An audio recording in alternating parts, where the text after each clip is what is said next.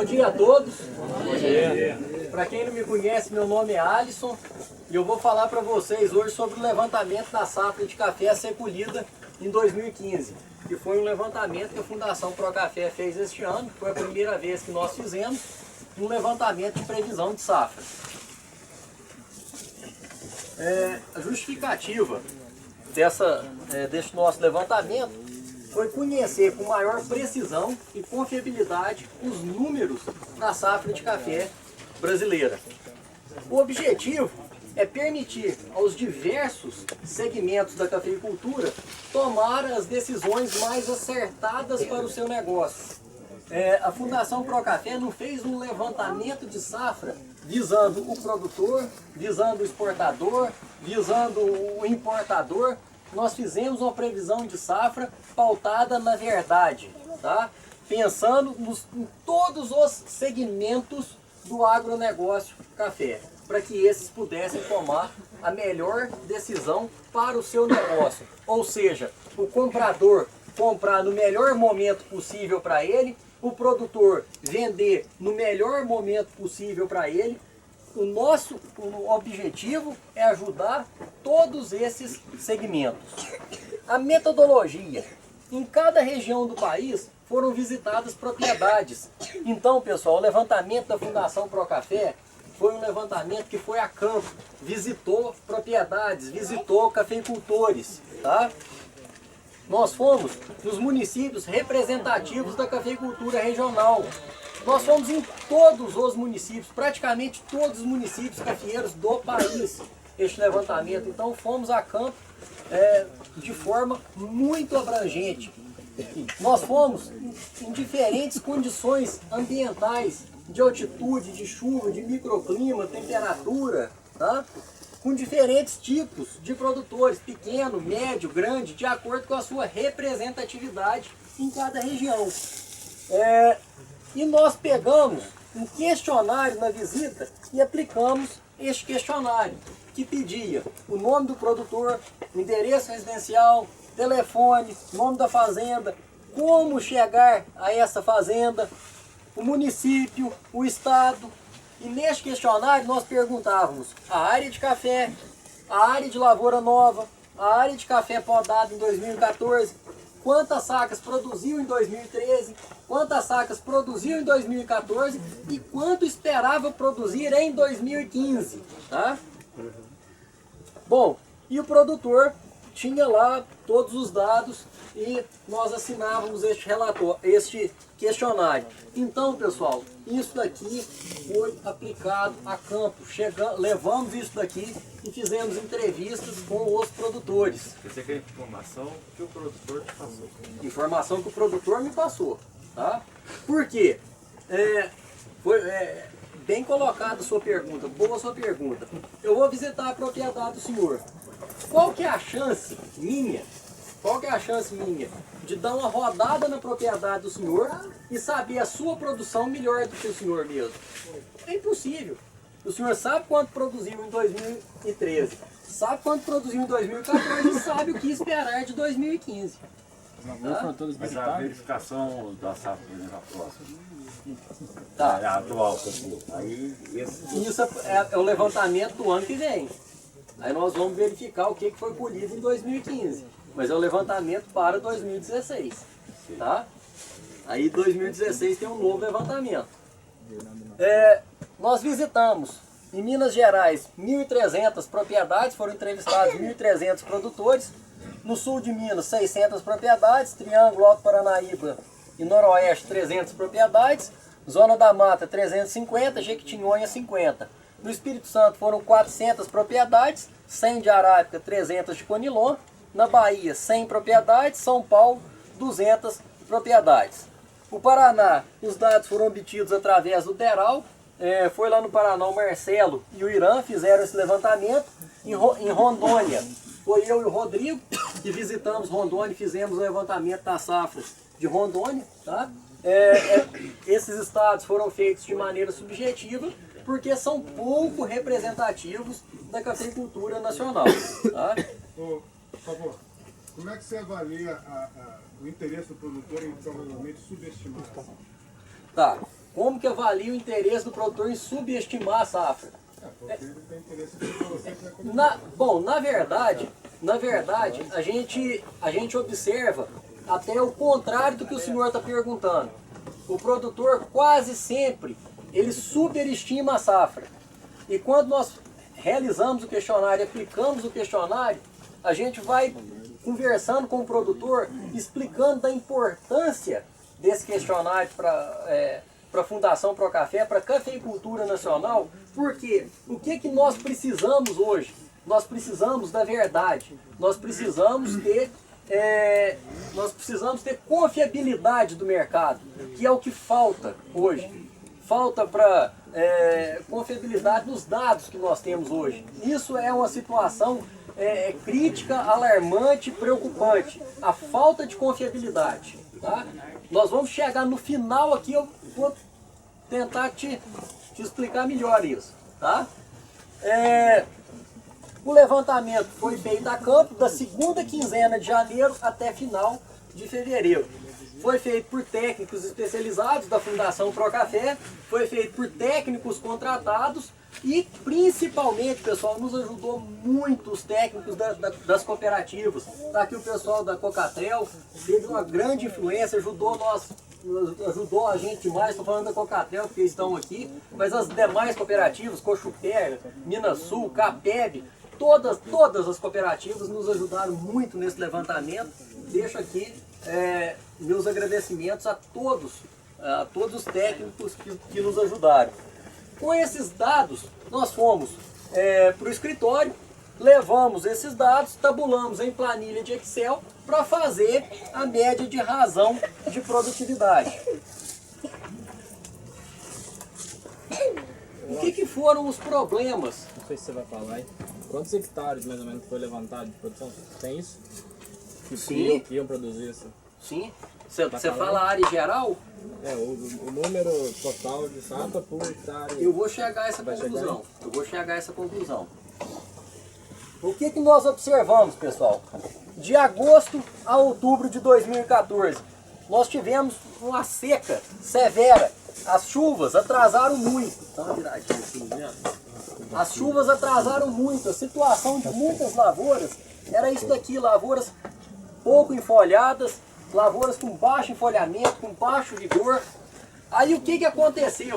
Pior do que não chover, é chover pouco. Tá?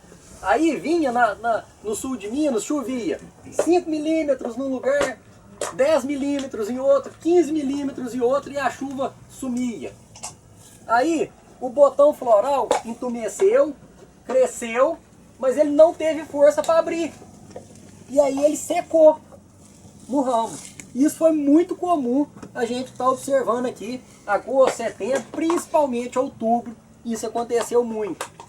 Quando nós chegamos em novembro, dezembro, voltou a chover melhor, tá? A maioria das floradas, apesar de que nós tivemos florada em agosto, tivemos florada em setembro, tivemos florada em outubro, mas a grande florada brasileira foi em novembro, tá? Nós observamos essa situação de superbrotação, que nada mais a planta ela tem que diferenciar vegetativamente ou reprodutivamente. Tá? Quando a situação é extrema de calor, a planta tem uma tendência de diferenciar vegetativamente do lado do sol poente, do lado do sol da tarde. E nós observamos muito isso daqui. Isso daqui, pessoal, foi problema para a safra de 2015 e será problema para a safra de 2016. Tá? Uma desuniformidade muito grande de frutificação e uma grande perda de chumbinhos, abortamento de chumbinhos. Tá? Quando chegou janeiro e fevereiro, logicamente, se as floradas foram desuniformes, a frutificação desuniforme. Qual que é o problema de frutificação desuniforme? Quanto mais desuniforme a frutificação, maior a queda de chumbinho. Então, nós, para acrescentar o problema, tivemos uma maior queda de chumbinho. Uma escaldadura violentíssima, porque nós tivemos 20 dias no mês de janeiro extremamente quentes. Falo para os senhores, 20 dias em janeiro sem chuva, gente, isso é normal. Não é o primeiro ano que aconteceu, tá? Isso é muito normal. Mas com temperaturas de 37 a 42 graus no sul de Minas, é a primeira vez que nós vimos isso, tá? Foram 2 semanas consecutivas com temperatura de 37 a 42 graus em Boa Esperança, tá? E a situação de escaldadura foi isso, intensificando o quê? A brotação do lado do sol da tarde, tá? E perda de produtividade do lado do sol da tarde, aparecendo coração negro do lado do sol da tarde. Que o coração negro, ele é muito mais associado fisiologicamente a temperaturas do que a falta de água, tá? Março e abril de 2015, logicamente, pessoal, continua a desuniformidade. Mas o que que acontece? Observem aqui, olha a quantidade de fruto que tinha aqui. Olha aqui, é a mesma planta, tá? Olha o que que vai acontecendo. Caiu os pequenos, ficaram os grandes, um pouquinho de pequeno, continuando a desuniformidade, mas com a menor carga. Ácaros. Ácaro branco, vermelho, leprose, bicho mineiro. Nunca vimos tanto problema com praga como foi visto no sul de Minas este ano, tá? Devido a 2 anos secos. E aí? Olha a situação. Essa foto é de poucos dias atrás. E frutos de pineira muito baixa. Faltou água, tá? A pineira está muito baixa. Os senhores vão constatar isso.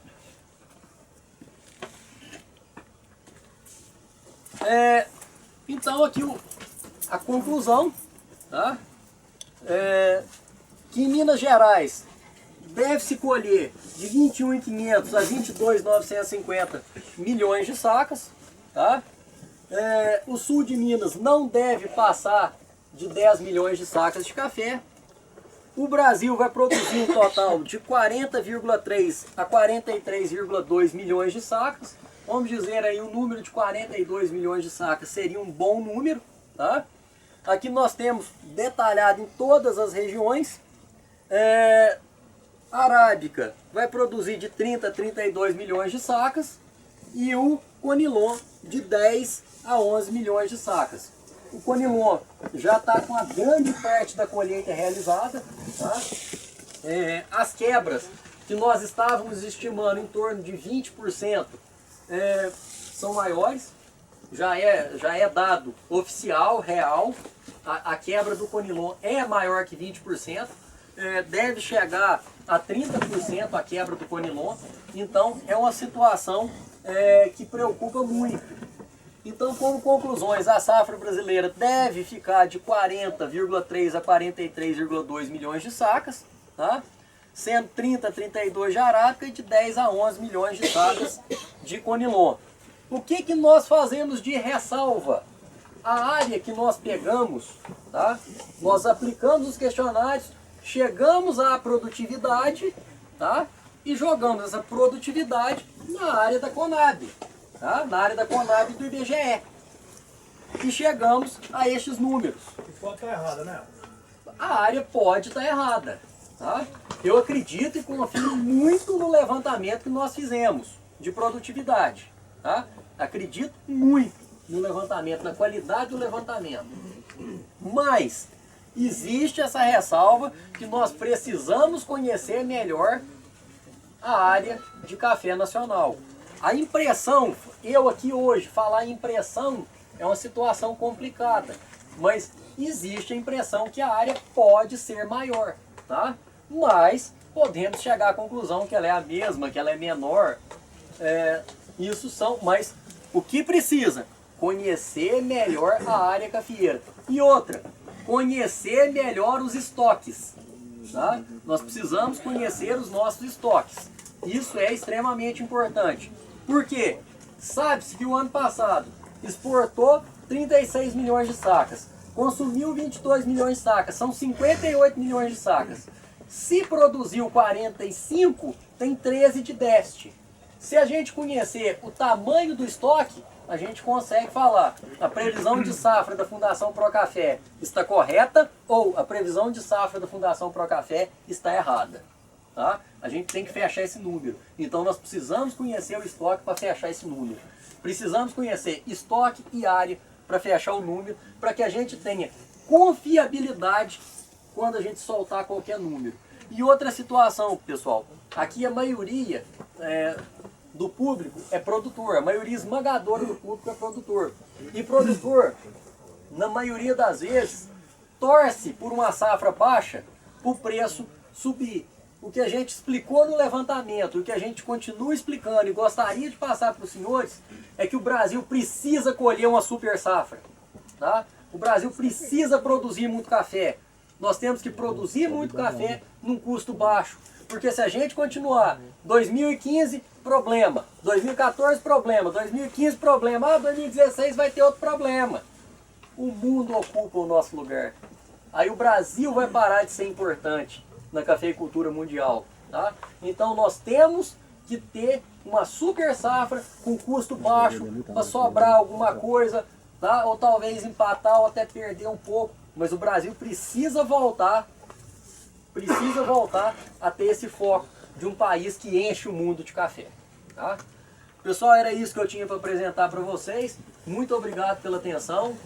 Tem tempo para pergunta, Juliano?